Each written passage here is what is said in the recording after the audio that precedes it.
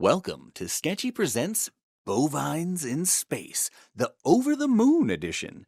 And it appears the main event is about to happen. So strap yourself in because it's going to be a totally infectious ride. Check out this fearless bovine explorer, symbolizing Strep bovis, galloping right over the moon. Galloping like Strep gallolyticus.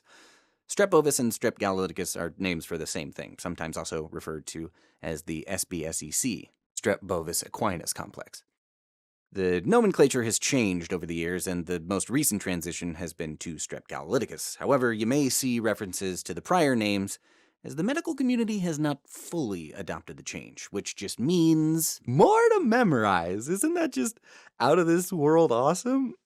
Furthermore, there are additional subspecies of Strep gallolyticus that you may encounter on your extraterrestrial travels.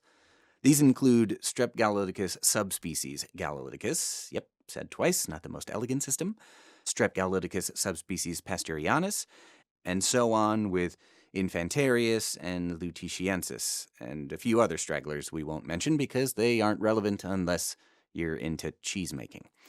You may see them referenced with the full name or just with the relevant last bit, Strep lutetiensis, for example, in which the preceding Strep gallolyticus is implied.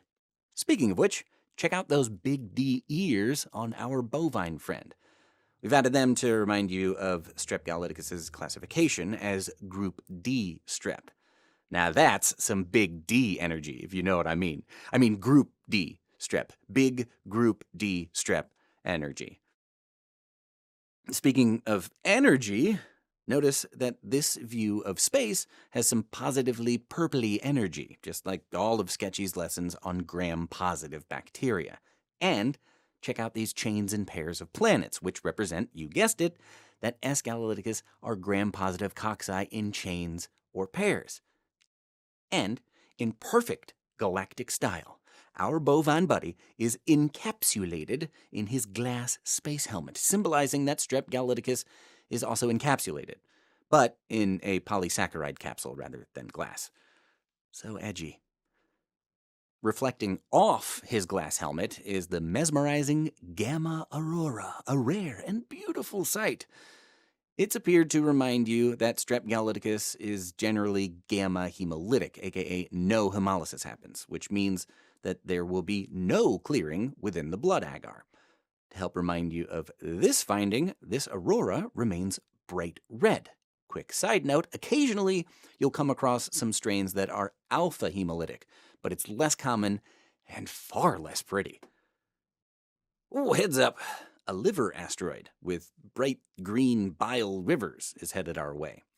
It's flying by to remind you that Strep gallolyticus will grow in bile salt media. Message delivered. Get it? Liver? I hope that galloping space cow doesn't slip on that patch of moon moss. That slippery film mucking up the surface represents the biofilm that Strep gallolyticus is excellent at forming, especially on collagen-rich surfaces like heart valves. Definitely not the kind of vegetation you want hanging around. Oh, check out the Milky Way. Come to think of it, it looks a little colon-like, huh? That's because the colon is the normal hangout for Strep gallolyticus. It can exist normally in the GI tract of ruminants, both land cows and space cows, domestic and feral animals, and quite a lot of people. It's considered an opportunistic pathogen. It can live fairly peacefully in the colon, but if it leads to disease, it may be a sign of additional underlying pathology. Now, before we head back down to Earth, let's go over the clinical relevance of Strep gallolyticus. Strep gallolyticus bacteremia can lead to endocarditis, recall its propensity to form biofilms, represented here by our heart lantern. The bacteria has also been implicated in other types of infection, namely hepatobiliary disease, septic arthritis, osteomyelitis, UTI, meningitis, and mastitis. Perhaps most importantly, there is a strong association between Strep gallolyticus infection and colorectal neoplasia.